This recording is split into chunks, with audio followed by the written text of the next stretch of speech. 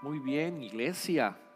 Gusto en verlos nuevamente después de un par de semanas que estuve en una clase de parte del seminario. Me alegra volver a estar con ustedes. La verdad me hicieron bastante falta. Qué rico estar con ustedes. Y de nuevo, Covenant es una iglesia en donde nosotros siempre decimos que Dios es bueno todo el tiempo. Así es, así es. Los invito a que tomen sus Biblias y vayan, por favor. Vamos a estar en el Evangelio de Lucas. Les doy tiempo para que tomen el Evangelio de Lucas en el Nuevo Testamento. Vayan al capítulo 12, por favor. Al final de sus Biblias está el Evangelio de Lucas. Después de Marcos aparece el Evangelio de Lucas, capítulo 12, versículo. Vamos a leer del versículo 1 al versículo 12 y voy a estar usando la versión Nueva Internacional. Y dice así la escritura. Mientras tanto, se habían reunido millares de personas, tantas que se atropellaban unas a otras.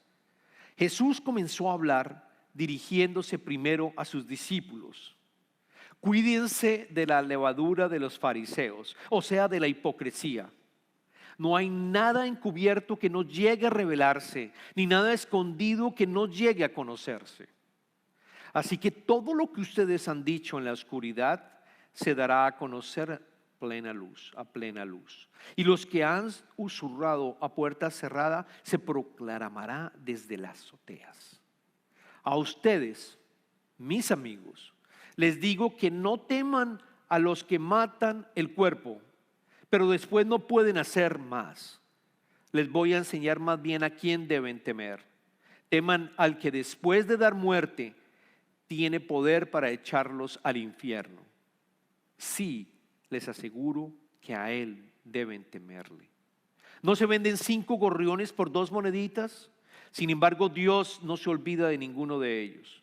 Asimismo sucede con ustedes. Aún los cabellos de su cabeza están contados. No tengan miedo. Ustedes valen más que muchos gorriones. Les aseguro que a cualquiera que me reconozca delante de la gente, también el Hijo del Hombre lo reconocerá delante de los ángeles de Dios. Pero al que me desconozca delante de la gente, se le desconocerá delante de los ángeles de Dios. Y todo el que pronuncie alguna palabra contra el Hijo del Hombre será perdonado. Pero el que blasfeme contra el Espíritu Santo no tendrá perdón. Cuando los hagan comparecer ante las sinagogas, los gobernantes y las autoridades, no se preocupen de cómo van a defenderse o de qué van a decir, porque en ese momento el Espíritu Santo les enseñará lo que deben responder. Esta es palabra de Dios para todos nosotros. Los invito a que oremos juntos. Dios amado, te damos infinitas gracias. Te damos gracias por la oportunidad de reunirnos en tu templo para poder encontrarte contigo, Señor, y poder de esa manera escuchar tu palabra. Te pedimos que nos enseñes esa palabra. Señor, que nos envíes ese mensaje que tú tienes para nosotros y que nosotros seamos dóciles para escucharla, para que podamos obedecerte, Señor, humildes en recibirla. Esa es nuestra oración. Te pedimos esto en el nombre de Jesucristo. Amén. Amén. Quiero comentarles que hay una enfermedad que es silenciosa. Es una enfermedad que nos ataca a nosotros, los seres humanos, y que empieza a carcomer de cierta manera, si nosotros no logramos identificarla, empieza a dañar nuestras relaciones personales, empieza a dañar nuestra vida espiritual y empieza también a dañar de cierta manera las relaciones que tenemos los unos a los otros. Es una enfermedad silenciosa, es como una pandemia, hablando de pandemias, silenciosa. Y les voy a mencionar, ustedes dirán, ¿cuál es esa enfermedad? Les voy a dar unos diagnósticos de cómo se presenta esa enfermedad. Y les voy a mencionar cuáles son esos diagnósticos y ustedes me van a decir si lo han sentido, lo han percibido, porque yo creo que todos tenemos de una u otra manera esta enfermedad. pero el llamado es para lograr identificarla y parar el daño que nos hace en nuestro espíritu. Les pregunto, ¿alguna vez has luchado con la presión de grupo? Sentir la presión de grupo, lo que se llama peer pressure en inglés, que de pronto nosotros queremos decir no al grupo de amigos con el cual nos estamos reuniendo, al grupo de compañeros en el cual nos estamos reuniendo, queremos decir no porque va en contra de nuestros valores, de nuestras creencias, pero es la presión del grupo y terminamos diciendo sí, terminamos acordando y diciendo sí, vamos a hacerlo a pesar de que no es parte de nuestras creencias.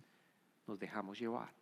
Cada uno puede ir pensando si eso es algo que tú has percibido o has tenido o tienes este diagnóstico en tu vida. La segunda, tratas de encubrir situaciones que tienes con mentiras, situaciones complicadas con mentiras. Tratas de, en un momento dado, por ejemplo, si alguien te invita a una casa y tú no quieres ir porque por alguna circunstancia no deseas estar con esa persona o con esa familia. Y para que esa persona o esa familia no se sienta mal, tú dices, inventas alguna mentira de tal manera que no vas a esa reunión que tienes con esa persona.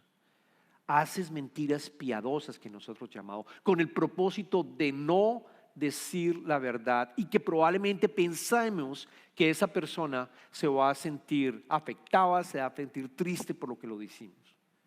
Decimos pequeñas mentiras para manejar ciertas situaciones. ¿Tratas de encubrir tus pecados ocultos? ¿Sientes vergüenza si alguien llega a saber? Si yo pudiera ver a través de ustedes y alguien a través mío y ver los pecados que hemos cometido, y sientes vergüenza de esos pecados y que alguien llegue a saber lo que pasó, muy seguramente la mayoría de nosotros, incluido yo, hemos sentido vergüenza por esos pecados, porque todos somos pecadores.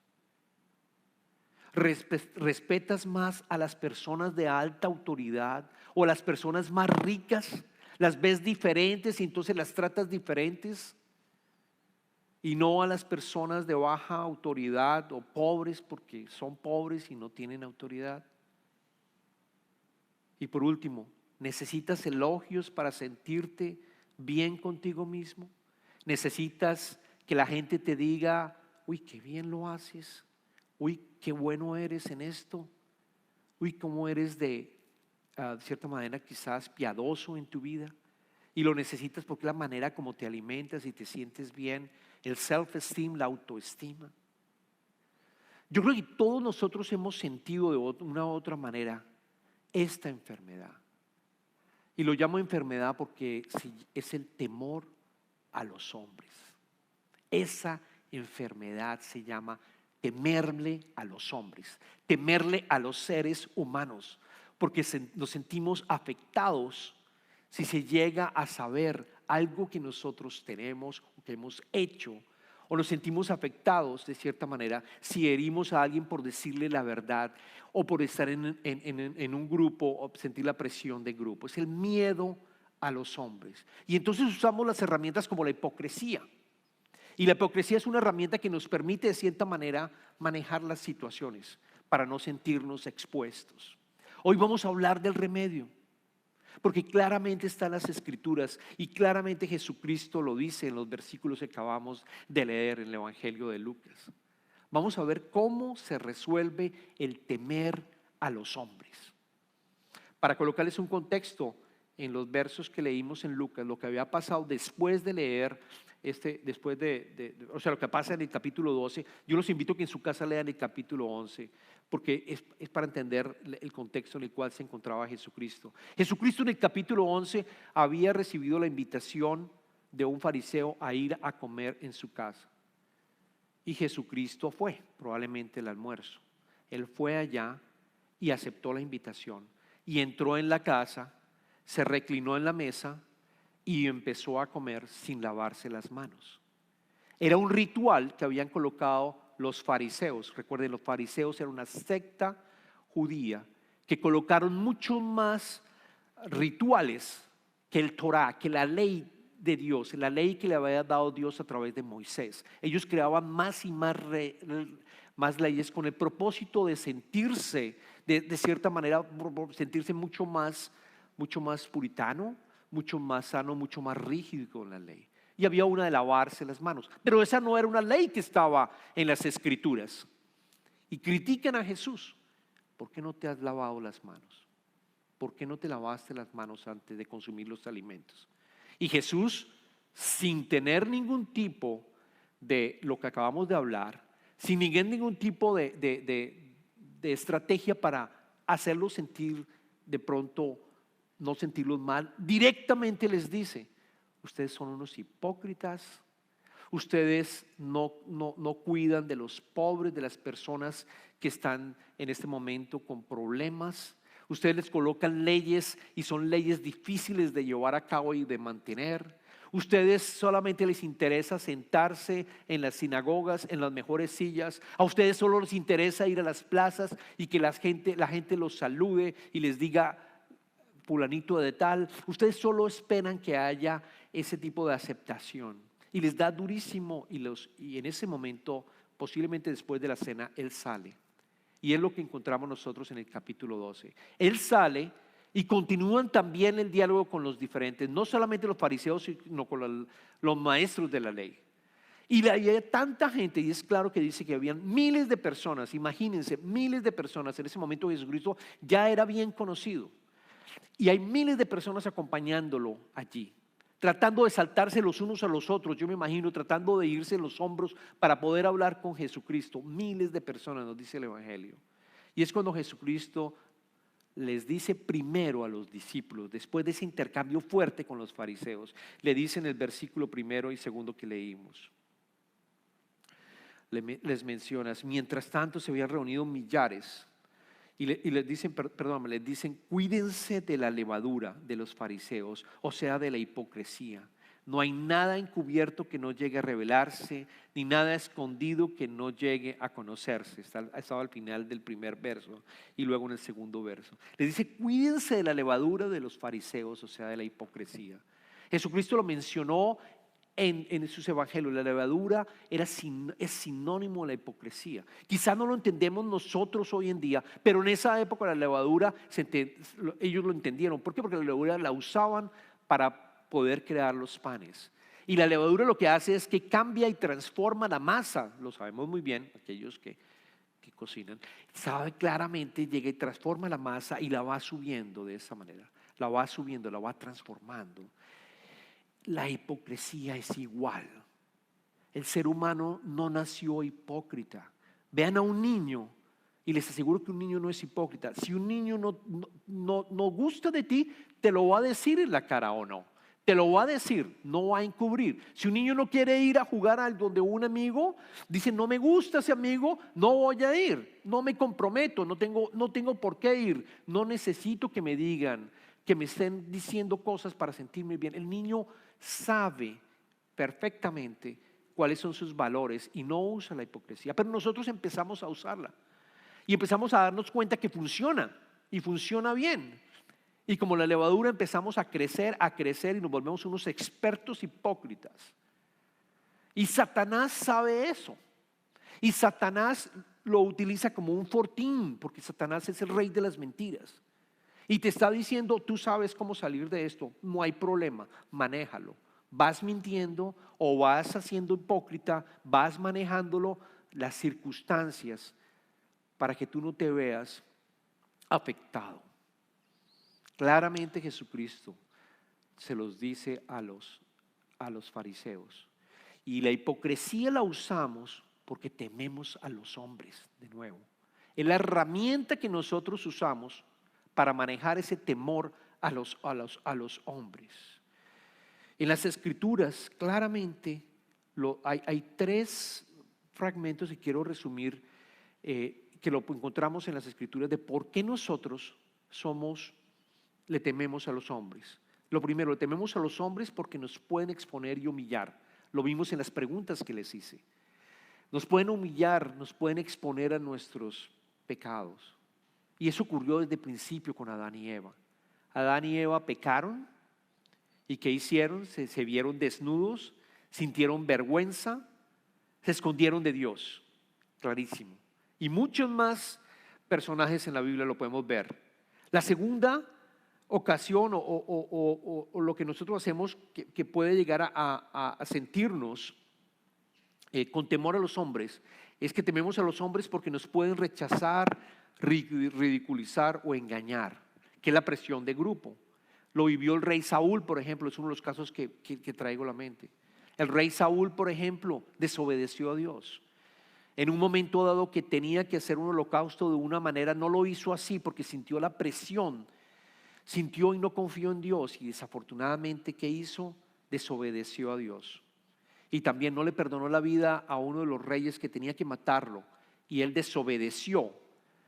¿Y qué pasa? Finalmente Dios le quita el liderazgo como rey y nombra a David como segundo rey, porque Saúl tuvo miedo del hombre de exponerse a que fuera rechazado o ridiculizado. Y por último tememos a los hombres porque nos pueden atacar, oprimir o amenazar. Caso de Pedro, por ejemplo. Pedro tuvo miedo de que lo mataran si él aceptaba que conocía a Jesucristo, y lo negó 3 veces, cuando antes había dicho que no lo iba a hacer. El temor a que nosotros vayamos a sufrir, incluso tener una muerte física, incluso llegar a tener a una muerte física. Yo quiero dejarles este mensaje: cuando tememos a las personas se vuelven más grandes y Dios se vuelve más pequeño. Vamos a ver, colocarlo acá para que recordarles. Voy a repetir. ¿Qué ocurre cuando tememos a las personas? Cuando tememos a las personas se vuelven mucho más grandes. Y Dios lo colocamos mucho más pequeño. Lo volvemos pequeño. Lo volvemos pequeños, idolatrizamos a los hombres. Y eso nos afecta porque nos olvidamos de Dios, del poder de Dios, de lo que acabamos de Ana estuvo orando y de todas las canciones que estuvimos, las alabanzas que estuvimos replicando, haciendo en el día de hoy, de lo poderoso que es Dios. Y lo otro importante es que la hipocresía no funciona, porque tú puedes mentir a través de la hipocresía a otra persona, pero a Dios no lo puedes engañar. A Dios no lo puedes engañar porque Él te conoce desde el principio, te diseñó y te conoce. El Salmo 139, quiero leérselos en un momento, unos versos que dice, David dice: Señor, tú me examinas, tú me conoces, sabes cuando me siento y cuando me levanto, aún a la distancia me lees el pensamiento, mis trajines y descansos los conoces. Todos mis caminos te son familiares. No me llega aún la palabra a la lengua cuando tú, Señor, ya la sabes toda. Tu protección me envuelve por completo. Me cubres con la palma de tu mano. Conocimiento tan maravilloso rebasa mi comprensión. Tan sublime es que no puedo entenderlo. No puedo entenderlo. O sea, tratar de nosotros usar la hipocresía para poder manejar el temor al hombre no funciona. No funciona. Precisamente Dios te dice: colócame en el lugar que tú necesitas, que tú necesitas. Colócame en el lugar que yo merezco. Yo soy el creador. Te conozco. No coloques al hombre por encima mío. No lo hagas. Y después Jesucristo les dice en el verso 4 y 5, les dice a los discípulos y les dice a todos nosotros como discípulos: a ustedes, mis amigos, les digo que no teman a los que matan al cuerpo, pero después no pueden hacer más. Les voy a enseñar más bien a quién deberían temer. Teman al que después de dar muerte tiene poder para echarlos al infierno. Tiene poder para echarlos. Sí, les aseguro que a Él deben temerle. Estamos hablando, Jesucristo dice: no le teman al hombre, témanle a Dios. Témanle a Dios. No le teman al hombre, témanle a Dios, lo repito. Porque nosotros sabemos que Él nos diseñó, Él nos creó, Él está con nosotros, Él nos ama infinitamente. O sea que no le temas al hombre que incluso te puede llegar a matar, que incluso te puede llegar a dar la primera, a morir físicamente. Pero nosotros sabemos que no termina allí. Nosotros sabemos que tenemos una vida espiritual, por lo que nosotros deberíamos preocuparnos mucho más. Es preocuparnos por lo que va a pasar después de nuestra muerte física. Por eso nosotros deberíamos preocuparnos mucho más. Preocuparnos por una muerte espiritual, que si yo no lo reconozco a Jesucristo, yo voy a vivir por eternidad en las tinieblas, alejado de Dios. Cuando en realidad, cuando lo acepto, puedo estar con Él por toda la eternidad y tener una vida después de la muerte. Tener esa vida que en un mundo que Él creó y Él diseñó, que está en este momento creando, que es el reino de Dios. Es parte de lo que nos está diciendo. Témele más bien a Dios. ¿Qué significa también tenerle al Señor?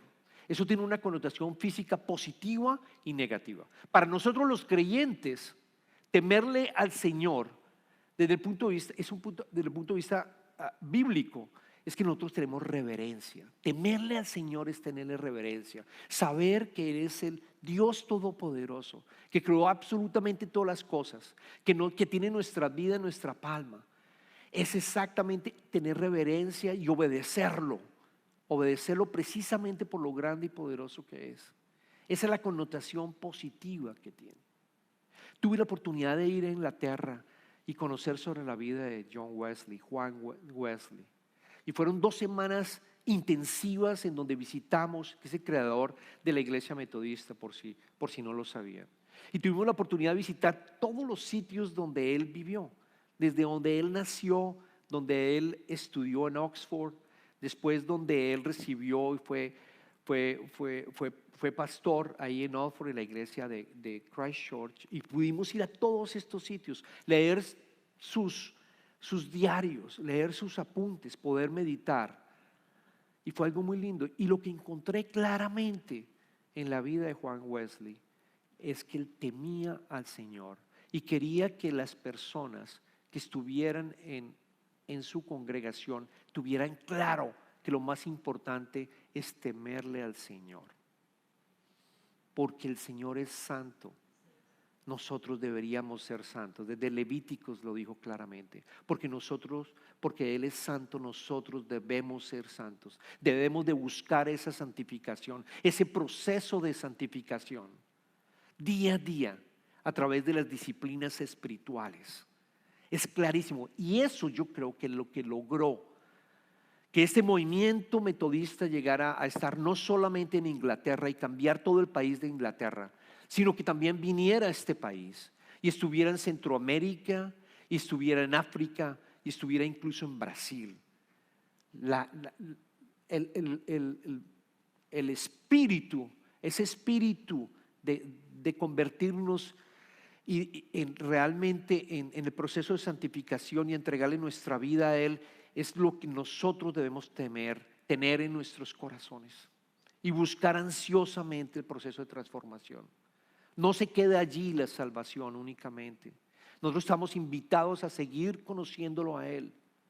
Pero la manera como tú lo conoces es temiéndolo. De manera como tú puedes ser santo es temiéndolo y sabiendo lo que Él es capaz de hacer. Sabiendo que Él está con nosotros, que nos ama, y sabiendo que Él nos acompaña en todo este proceso de santificación.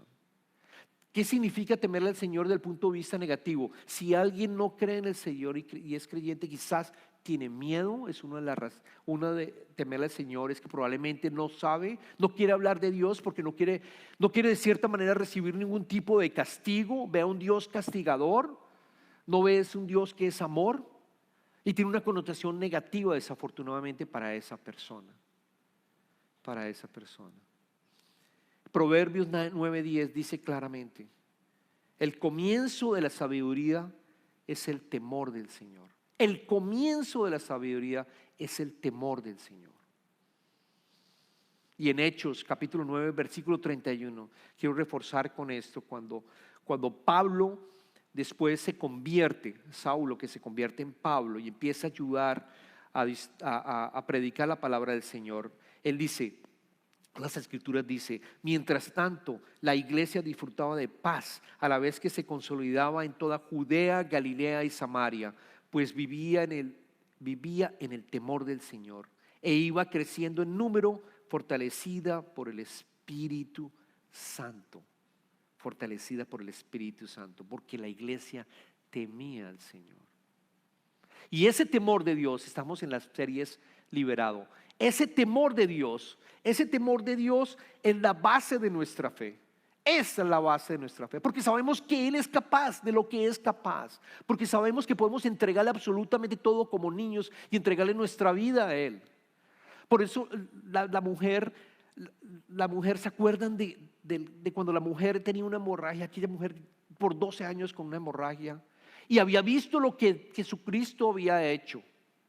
Y ella dijo, si tan solo puedo tocar la manta, si tan solo puedo tocar la manta, yo sé que ella que voy a quedar sana.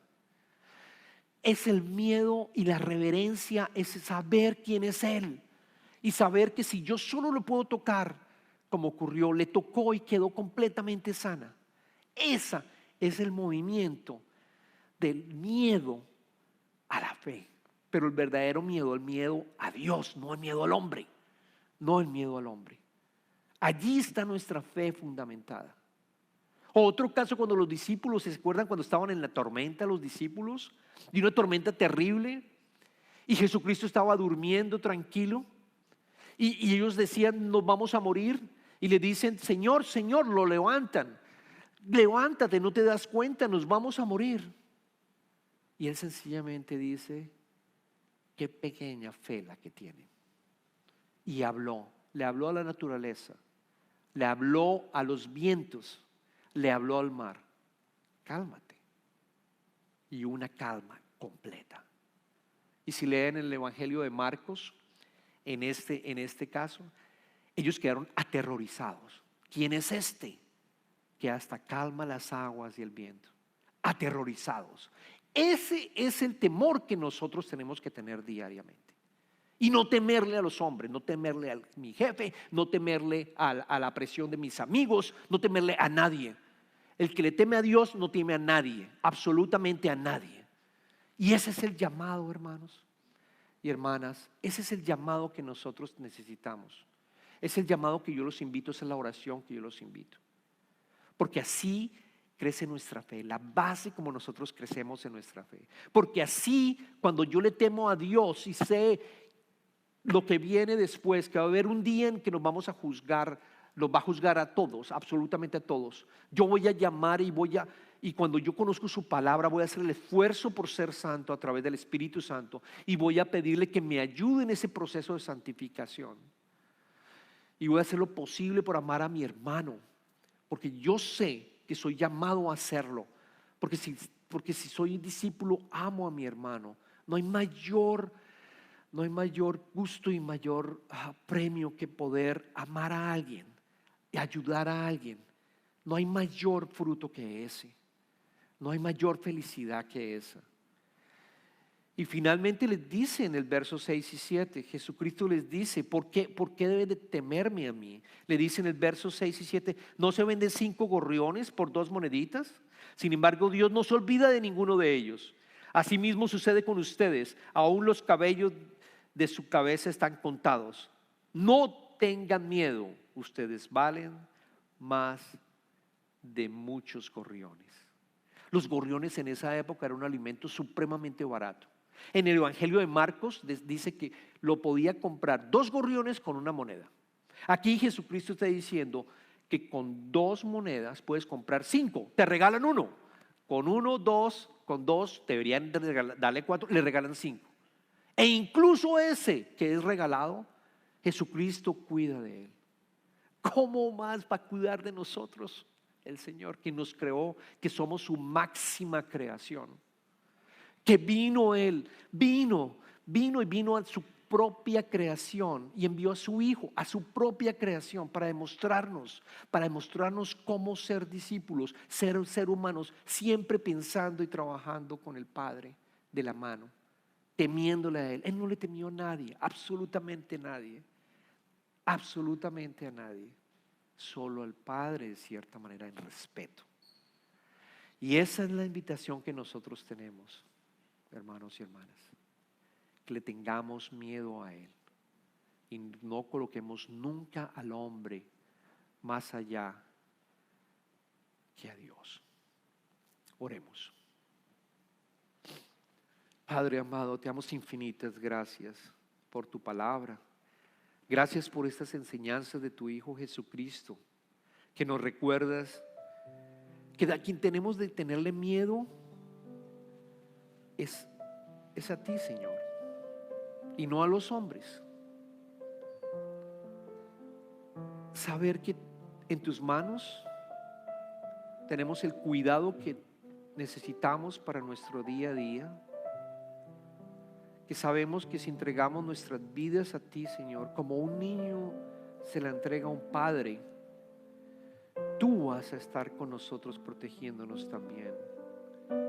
Sabemos que tu voluntad es perfecta en todo lo que esté pasando, incluso si estemos sufriendo, Señor. Y yo te pido, Señor, que cada uno de nosotros entendamos la importancia de temerte y de ese llamado que tú nos haces a que tratemos de ser santos con el poder del Espíritu Santo, porque tú eres santo, y podamos de esa manera honrarte como hijos tuyos, Padre. Y también que nos puedas ayudar a que podamos glorificarte, Señor, en todo lo que hacemos. Gracias, Padre. Te pedimos esto en el nombre del Padre, del Hijo y del Espíritu Santo. Amén.